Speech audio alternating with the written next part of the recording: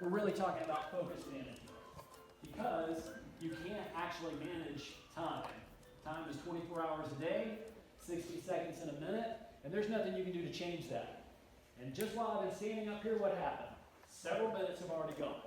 So you can't really manage time, but you can manage your focus and what you spend your focus working on. And that's what I want to talk to you about today. So the bad news, folks, is that time flies. The good news is you're the pilot. So that's what we have to get out of today's presentation, I hope. Christine, I believe, introduced herself maybe? I did not actually. Okay. I'm sorry. And just a quick mention, I am Christine Palkowitz. I'm the Marketing and Community Outreach Coordinator for C Todd Smith Law. And you might have seen some of the work that we are trying to do in the community, a lot of volunteerism opportunities. So if you're ever interested in volunteering with us, let us know if we have opportunities that you need volunteers for. We're also happy to share that information. And as I mentioned, if you would like a chance to win one of our great books, please drop your business card in. And also, if you would drop your business card in, I'd love to reach out to you and set up a lunch for you and Todd, because I do have access to its calendar. So, if you will, please reach out. Again, my name's Christine, and I hope you guys enjoy the presentation. And those are awesome books. I'm going to make sure everybody puts your business card in. Before we do the drawing, we'll give you a chance to put your business card in at the end. So tip 1 is plan how you want to use your time. And this is probably the hardest part for most of us. I know it's the hardest part for me. This is Ophir's Pass near Telluride, Colorado, the scariest Jeep ride I've ever been on in my life. Most of the time, you have no idea where you're going. You don't know what's over the next ridge. There's no map. You're looking down off this 6-foot wide road, and it's 2,000 feet down. But like life, if you don't know where you're going, any road will take you there. But that also creates a lot of stress and anxiety. So you have to have a plan and know where you're going. So key areas, of course, that we want to focus on. Financial, relationships, your health. That's obviously important, because if you don't have your health, you don't have anything else. Nothing else matters without your health. And then what do you want your law firm or your career to look like? Those are the first areas I would say start with these and work on a plan around these areas. Dream big. Don't limit yourself. Don't be small-minded in your thinking here. You want to dream big and you want to be specific. So let's talk about what I think is a roadmap for your life and the kind of outline of how to plan a roadmap for your life. Start at the end.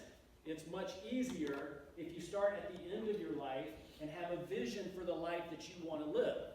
So think about it. You got to get in a little wishy-washy, maybe turn on some very soft, relaxing music, light some candles. Kidding about that part. But think about what you want your life to look like at the end of your life. Are you sitting on your balcony at your condo at the beach? Are you in an RV riding around all over the country? Are you in the mountains looking out over this beautiful Blue Ridge landscape? What is it that you want your life to look like at the end of your life? And then work backwards. What is your life plan to get to that place in life where you see yourself at the end of your life? How many years did you have to work to get there? What type of work did you have to do? Then you want to have a 10-year plan. So in order to achieve those goals for my life, where do I need to be in 10 years? And then keep going backwards. 5 years, then 1 year. Here's where it gets hard, is your 90-day focus goals. So this is where you're measuring and evaluating your progress. So these 90-day goals, of course, you can also break those down into your monthly goals, your weekly goals, and your daily tasks, and your to-do list. Now here's when you know you've got time management completely under control, is when you're seeing success in these short-term goals. Because success in those short-term goals are going to dictate your long-term success over here. If you can't get your daily task and to-do list done, you're not going to do a very good job of getting your 90-day goals done. And if you're not hitting those 90-day goals, it's going to be hard to create this life plan that you've set out for yourself. This is also when you have, I think it's called flow, and I'm always searching for flow, but not just flow in your daily life, your weekly, your yearly, your entire life. But if the things on your to-do list today aren't serving this life plan, then you got to reevaluate what's on your to-do list. That means you're doing something wrong. So if the things you're spinning your wheels on today aren't actually going to help you get to this vision you have for your life, then you need to scrap that to-do list and start over. And again, do some evaluating. Where do you want to be in 5 years or 10 years? Okay, Atomic Habits. We got 2 of these books we're giving away today. This is, I think, my favorite, best book of all time that I've read on time management and habit building. And the point of James Clear's book is that goals are good for planning, but systems are better for getting results. We all are great, usually as lawyers, we're pretty high achievers. We're really good at setting goals and setting high goals for ourselves. What's the problem with goals? Let me give you an example. I love football, right? Except the Bucks broke my heart last night, but I knew it was going to happen. I knew it was going to happen. Every NFL team starts at the beginning of the season with what? A goal to do what? Go to the Super Bowl. Every single team. Are there any teams that actually start out the year saying, we're going to go 6-11 this year and phone in? Maybe there's some. Most teams have the goal of going to the Super Bowl. Having the goal in and of itself doesn't get you there. But the teams with the best systems for acquiring talent, teaching their talent, coaching their talent, the best offensive, defensive systems, those are the teams that are going to do better. If you want to learn to play the piano, it's a great goal to say, I'm going to learn to play the piano. But if you said to yourself and committed to playing the piano 15 minutes a day for 365 days, guess what's going to happen? You're going to be a piano player, or at least much better than you were at the beginning of that year. So the goal is kind of irrelevant if you don't have a system that's going to help you achieve the goal. So when you start thinking about what it is that big goal I want to achieve, you have to immediately shift to what systems can I put in place to help me achieve it. Tip number 2. This one, we get so busy. And believe me, I know as a solo and small firm myself, I don't have an associate attorney now. Over the years, I've had an associate 2 or 3 times. Right now, I have no associate. So I am super, super, super busy. I'm too busy sometimes to think about goals and what I'm going to do in 5 years or 10 years or what that guy at the OCBA said about time management. I don't have time for all that. You really, really have to stop and make yourself write this stuff down, or it's not going to happen. It's just a dream or a wish. It's never going to be a goal that you can actually put in place to have a system if you don't put it in writing and follow up. Research shows us that writing down goals leads to a 42% increase in goal achievement. This same study shows if you have an accountability partner that you review your written goals with weekly, the number goes up to something like 80%. So you're going to be much more successful if you write it down, and even better yet, get an accountability partner to review it with on a weekly basis. Okay, so be specific when setting goals. This is really the one thing you need to remember about goals. And I know we all know about SMART goals. I'm not going to talk about SMART goals today. I want you to remember this. I will accomplish blank by date. Whatever your goal is, be as specific as you can be that you're going to achieve that goal and have a deadline for when you're going to achieve it. Let me show you a real simple way that this kind of plays into what I just said about goals and systems and how you need to kind of think about structuring these goals for your life. So a wish, which a lot of us have wishes, how's everybody doing on your New Year's resolutions? Good? Anybody can admit they've already dropped the ball? Sorta? Almost? Okay. So I want to be healthier. So that's a lot of a resolution or a goal people have at the beginning of every year. I want to be healthier this year. Well, that's not a SMART goal because it's ambiguous. You don't really know what that means to be healthier. It's a good idea, but it's going to be hard to achieve that without a few more details. A goal would be, I will lose 10 pounds by July 1st. That's a SMART goal. It's specific and it's measurable and you've got a timetable. You know when you're going to achieve that goal. A system is, I will do 30 minutes of cardio on Monday, Wednesday, and Friday morning, first thing in the morning. That's a system. So the system is going to be a lot more effective at getting the intended result than just the goal or the wish itself. Okay, tip number 3, define what is the best use of your time. This is a hard one for lawyers, again, especially in small firms, because we have to do everything. So when you're so busy and doing everything, it's really hard to figure out what is the best use of your time. The greatest time management technique that there is in the entire world is the word no. The word no. What you say no to is going to give you so many more results in your life and in managing your time than all of those multitude of things that you're going to say yes to. Let's talk about, anybody ever heard or seen this, the Eisenhower matrix? Okay, so think of a quadrant, x-axis, y-axis. In this quadrant, the top are things that are not important. The bottom of the quadrant are things that are important. The left side here are things that are urgent, and the right side are things that are not urgent. So let's go through this. This is a way, if you had 20 different tasks, and you could put them in one of these 4 categories, it would be a way to put them in a category so you figure out what you should do first with your time and what you shouldn't do. So the things you have to do first, unfortunately in a small law firm, these are the things we spend most of our time on. Crises, anybody have a client in crises? Daily, every 5 minutes, clients in crises. How about deadlines? Obviously we have deadlines. Things that need immediate attention or action. So these are the things we have to do these first. These are the fires that we have to put out. And if you don't have somebody to delegate it to, you're the one that has to put out the fire. You can't really get away from those. They're urgent and they're important.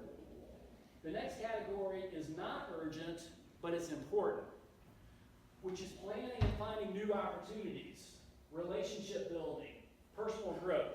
These are just a couple of examples. This category are things you either need to schedule them on your calendar to get back to them later, or have some system for capturing these ideas and things you want to work on later. Or if you have staff or an associate or other people you can delegate to, these are the kind of things that you want to delegate to. So, for example, scheduling lunch with me as a potential referral source for you would be probably one of these tasks. It may not be the most important task for you when you walk out of the room today, because you've got to go do a deadline or deal with an email or a client phone call, but it's something you should consider doing because it's going to help your practice later on down the road. Which one do you think is the most important for the success of your law practice? Category 1 or category 2? 2. 2. 2 is the most important thing you can do for the success of your law firm. What do we often do, however, as attorneys that are very busy? We spend a lot of time in quadrant 1. A lot of time in quadrant 1. Just, I would say, even the habit we all have of looking at our emails first thing in the morning. How many people open their email first thing in the morning? A couple people, a lot of us? Okay. We're going to talk about that in a few minutes as well. That is putting you here in this quadrant. You're automatically starting your day with a sense of urgency and things you believe that are important, but you're not spending enough time on things that actually would move the bottom line of the success of your law firm, which are planning, organizational things, thinking, those kind of things, how to make your firm better. The next category, they're urgent and they're not important. So these you want to avoid, if possible, at all costs, which are interruptions, staff coming in asking you questions. So it's urgent, right? That staff member that comes knocks on the door, oh, what are we going to do with Mr. Jones' estate plan? He wants that tomorrow. That sounds urgent. It is urgent, but how important is it? It's usually not that important. A lot of those daily interruptions from staff or from ourselves, am I going to buy that thing on Amazon before I go home today? I'm going to go check Amazon, and 30 minutes later, These things you want to avoid if possible. Busy work, some meetings, a lot of phone calls are that way. And then these are things that are just time wasters or distractions.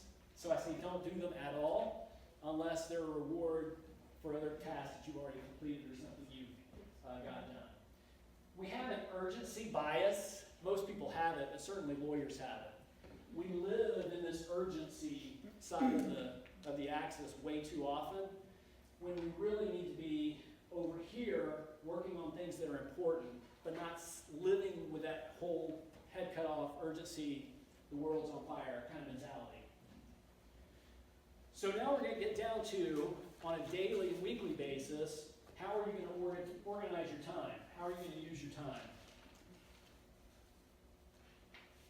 So based on that Eisenhower matrix that we just talked about, this is an example of how you could set up a to-do list, or at least an exercise to do with your current to-do list to figure out where you should be spending your time. So again, on the left side here is urgent, on the right side is less urgent, at the top is important, and at the bottom is less important. So these are the deadlines and those fires you just have to put out today, or it's going to be a problem. You just got to get it done. You can't kick the can on this. You got to get it done. These are the things that are less urgent, but they're important. And this is where you really want to spend a lot of your time planning for your law firm. That's marketing, your systems, team development, training your people in your office how to be better at customer service, those kind of things.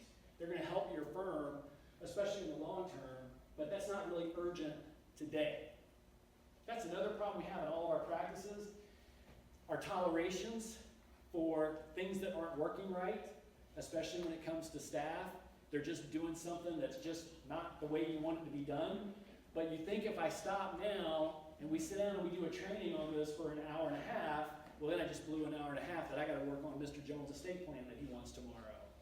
So really, really think about how you can build into your schedule time for these more meaningful activities in your firm, and not just always being over here when everything's on fire and they're urgent, got to get done right now. Avoid if possible, delegate, and then these are what I call a don't do list. So like I said, shopping on Amazon, that's a don't do.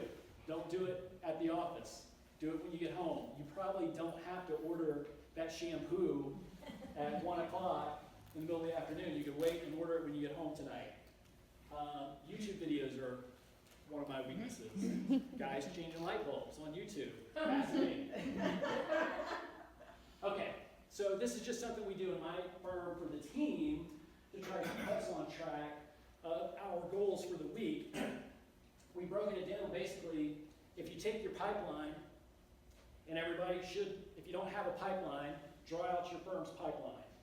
Work coming in, what are the processes or systems or key milestones that you have to hit to get the end product, which is also hopefully, in my situation, I don't get paid until the case is closed.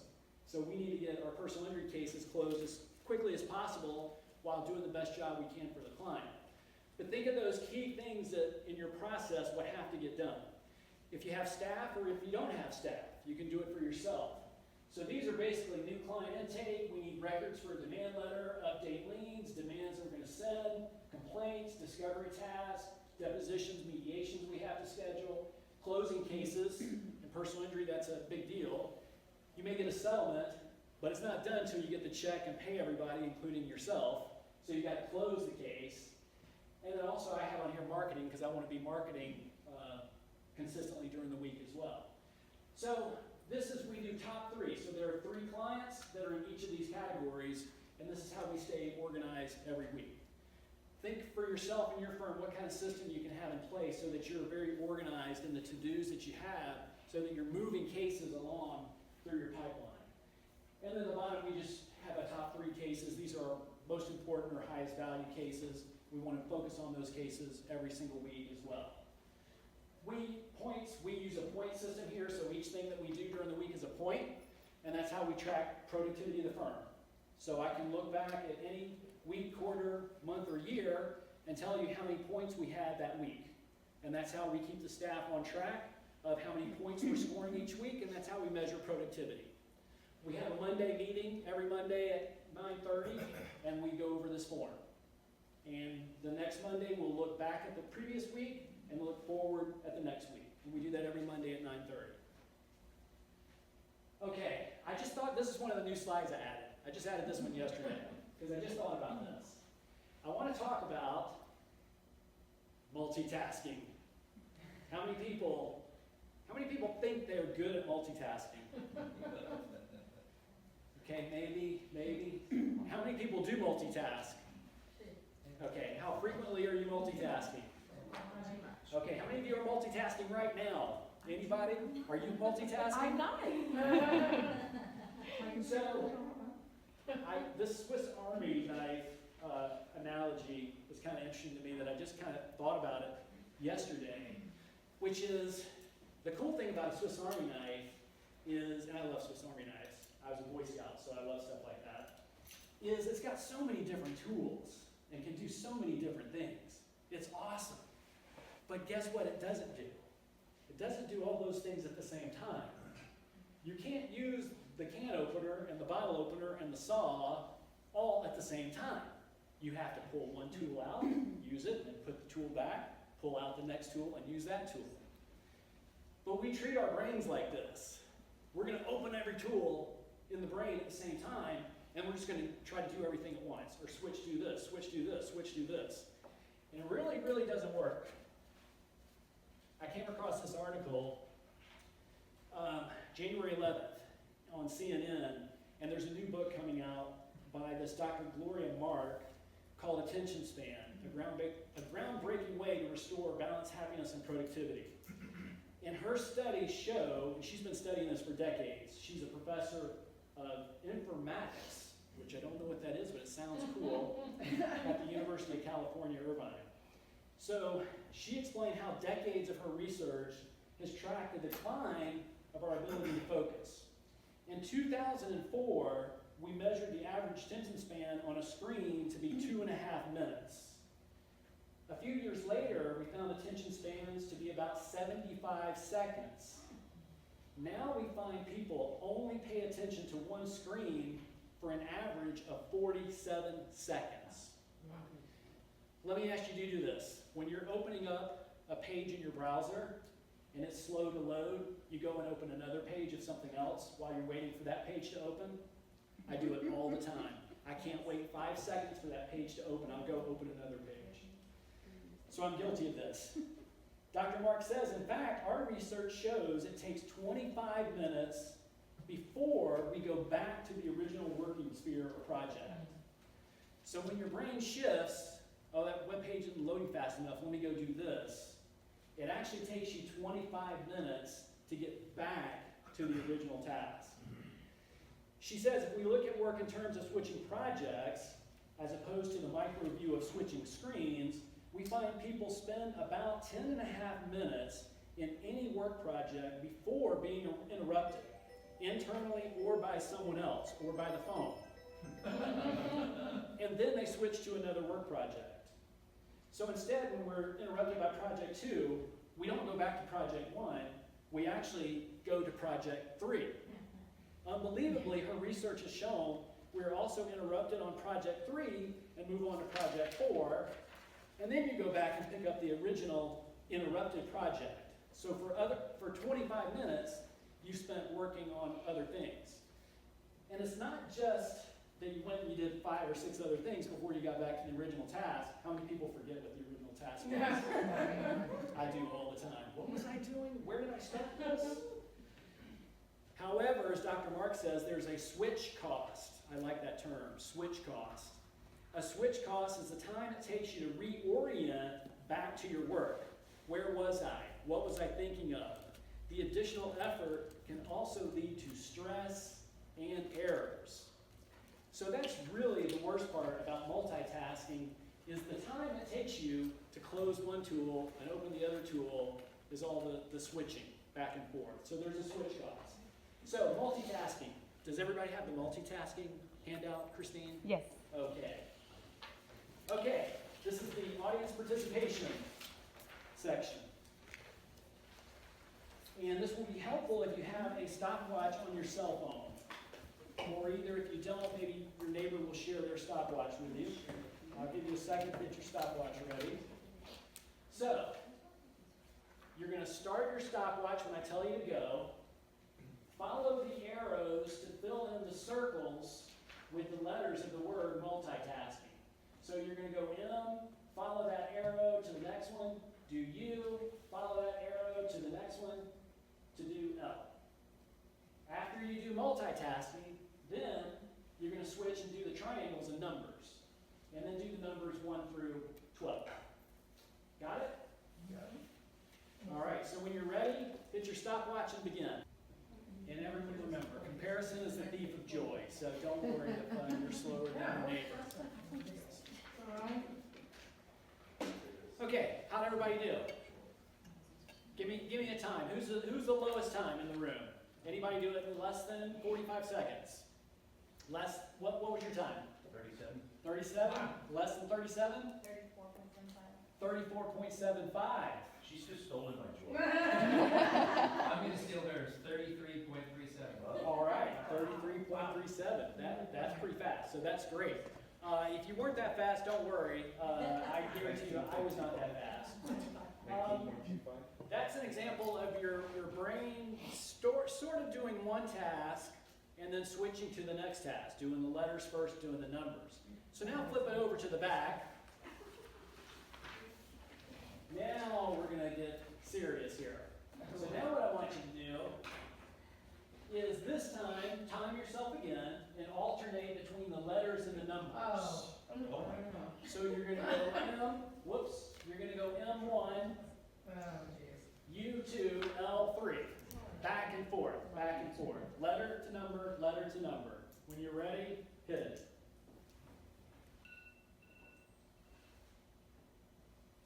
I like that somebody set a deadline for themselves. Right.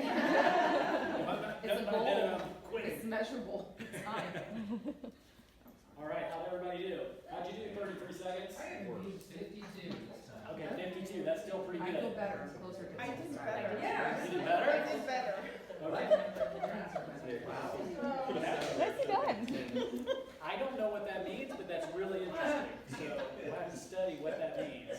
I would think it would be harder for most people. It's definitely harder for me. Well, you give your brain design. This is not exactly what's happening in your brain when you're multitasking, but it's a great example of when you try to do two different tasks at the same time, you just can't do it because it's that switching back and forth. You're just looking at the same piece of paper with arrows and symbols on it, but when you do it in a different order, it just throws you off. And it's okay if anybody wants to quit and give up. We won't tell. So this is actually something you can do, and if you want, send me an email. I can email you this form. Do it with your staff, because a lot of your staff, if you don't realize it, they think they can multitask. They think they're great at multitasking. Especially, this is not a knock on any younger generations that grew up with cell phones and have lived in this distracted world that we've created with cell phones. They believe they can multitask because they grew up with it. They can't. The research is very clear. The human brain, no matter what age you are, if you grew up with cell phones or not, the brain just cannot go back and forth and do multiple things at once. You're always switching from task to task. You're never actually doing two things at the same time. Okay, so one way that I would encourage you to think about your to-do list, and this ties back into what I showed you with the Eisenhower matrix and prioritizing a to-do list. If you've got 50 things on your to-do list every day and you're not prioritizing which ones are more important, that is just a constant place of stress and anxiety, whether you realize it or not. That's a whole different presentation I'd love to do, which is lawyers pushing down stress and anxiety because that's our world, we live in it. But that it's actually there under the surface with the way a lot of us work, where we just learn to live with it, this constant nagging anxiety that's just in our guts. But this type of anxiety from having a million things on your to-do list, it's very natural if you're not more organized with how you keep up with your to-do list. So this is just simple exercise for you to maybe think about doing in your firm, which is time blocking. So when you batch similar tasks at the same time, instead of, oh, let me do an email, now let me work on this estate plan, oh, now let me call a client, oh, now let me look at this article online, you're going to time block when you're going to do each of those things. And during that block of time, you stick to that thing. So this is an example of what I did years ago, which mine has completely changed. I'll tell you why this one was not very good in a minute, but let me point out a couple things I would encourage you to consider.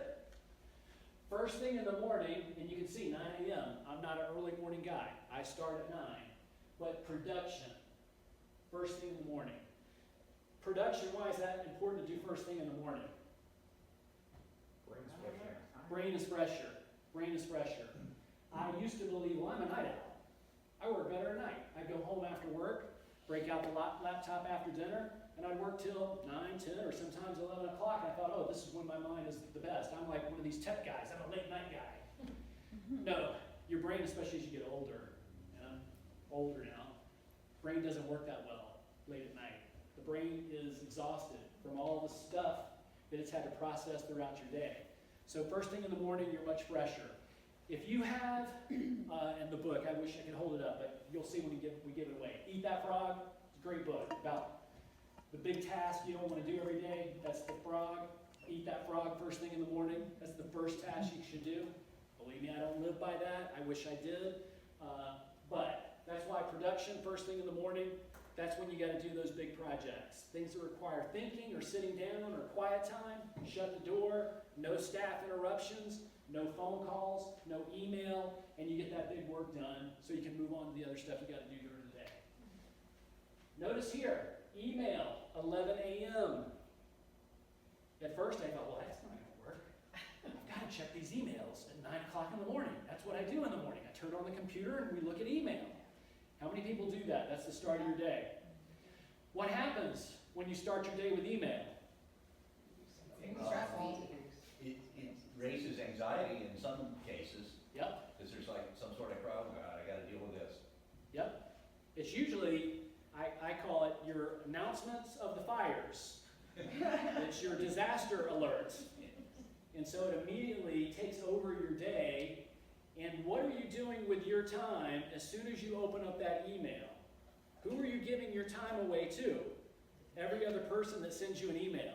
So that person or persons, they have just hijacked your day. And you've let them do it because you invited them in first thing in the morning to tell me about all of your problems today. So instead of you being being in charge of your own focus and time and energy and what do you want to work on right now first thing in the morning, you're giving that away to all those people that are emailing you. So you got to take that back. Don't check your email first thing in the morning. I couldn't put it in the afternoon because it would make me crazy. I still had to check it in the morning, but not first thing. The problem I have here with my schedule, the other thing I want to point out, phone calls. How many people take phone calls when they come in? Randomly, if a phone call comes in, you take it. Now, if it's a new client, I'm with you. So that's the rule in my office. New client calls, it doesn't matter where I am, put the call through to me. If it's not a new client, then we schedule every phone call. I do not take random phone calls as they come in. So they all get scheduled, and we even do that with our clients. If it's not urgent, we tell the client, and I tell them this at intake when I sit down with them and meet with them, here's our phone policy. I'll call you back within 24 hours, but we want to schedule that call, and I just don't randomly take phone calls because I'm working on other matters. And clients are okay with that, and they just schedule calls, and then I do these calls in the afternoon, and that's how it goes. The problem with this particular time template that I did, number one, not enough time for marketing. As Christine would always tell me, you gotta do more marketing. Never ever stop marketing if you're a solo or small firm. Always have to be marketing. If you're not marketing, you don't have clients, you don't have a practice. As lawyers, we love the technical work that we do as lawyers, but that doesn't actually pay your bills if there's no clients coming in for you to provide the service. You gotta always be out there getting new cases and marketing. So I needed more time for marketing. I also didn't have any flex time. So we're bad at underestimating how long it'll take us to do a particular task. I'm really good with that on appellate briefs. I can knock that out in 4 or 5 hours, I'll be done. And then 4 or 5 weeks later, I'm still trying to finish it. So don't underestimate how long it takes you, and create a little flex time in your time template. This was, I don't use this anymore, but this was actually a daily planner that I just created on a Word document and had a stack of them on my desk. So I prioritize, for me, I'm not great at like a 50 to-do list. That just gives me anxiety, It also is a great trigger for procrastinator to say, well, there's 50 things I have to do. I'll never get all those done. So let me go check out on Amazon what is happening today and I can buy it. So top 3 objectives. That, for me, that's the way I work. What are the top 3 things I need to do today? And then if I get those 3 done, what are the next 3? And that's it. Because I don't want to have a whole 20, 30, 40 to-do list sitting on my desk. It just makes me crazy. Also, I had to put things on here like drink 3 glasses of water. I want to drink water, and I never, ever, ever will drink water. Some of you need to put eat lunch on your daily planning form, because I know you skip lunch. There's one in my office, and I have to, every day when I see her, say, did you have lunch today? Yes, I ate today. Okay, good, good, good. Try to do that again tomorrow. So there's also a million, Amazon, I spent more time on Amazon searching for these journals, but there's a million different daily productivity journals you can get on Amazon that are actually quite helpful with this goal setting and all of these things as well. Work on those top 3, that's the most important thing. Figure out what's the top 3 things you can do and then move on. Okay, book recommendations. Love Eat That Frog, good for procrastinators. Very simple, quick, easy read.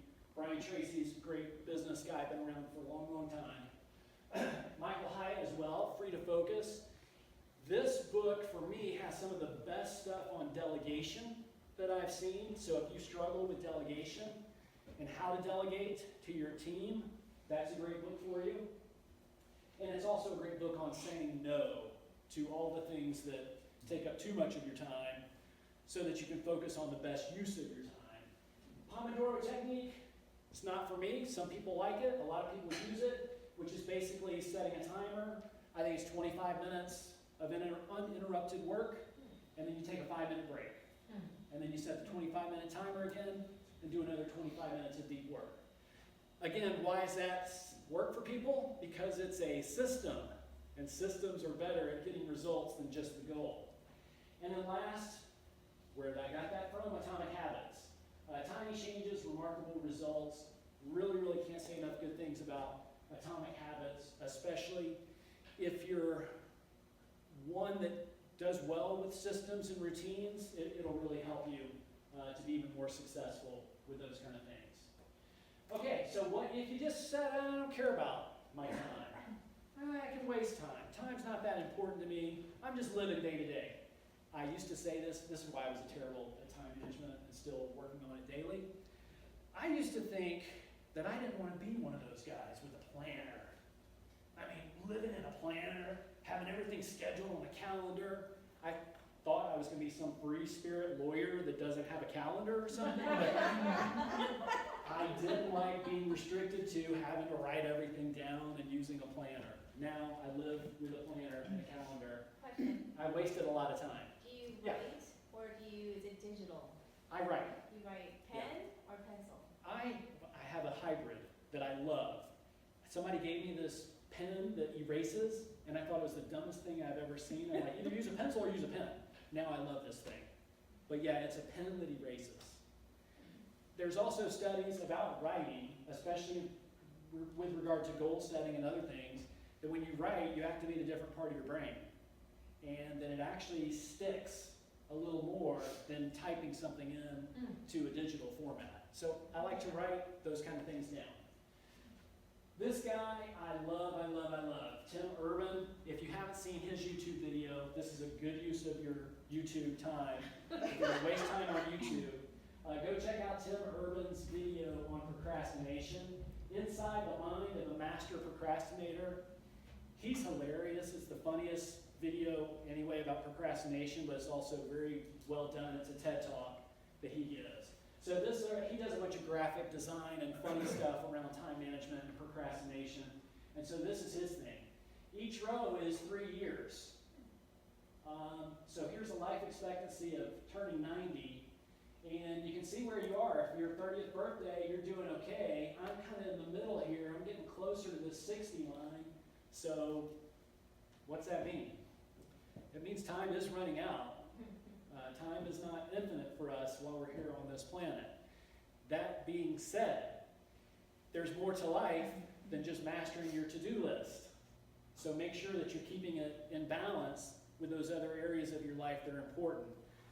you can go way, way, way too far on the productivity and lose track of the things that are really important in your life, your family, your relationships, your satisfaction and fulfillment. So don't forget those things because it's your life. So, what are you waiting for? The clock is ticking. You don't want to wake up someday, even in your law practice like I did, and say, man, I wasted the first 10 years of my practice. I could have been so much better, and I could have helped so many more people. So don't waste the opportunity that we have as attorneys. It's a great thing that we get to do what we do. Any questions? Okay, great. Well, let's give away some books, Christine. Thank you, Todd, that was wonderful. Yeah, you're welcome.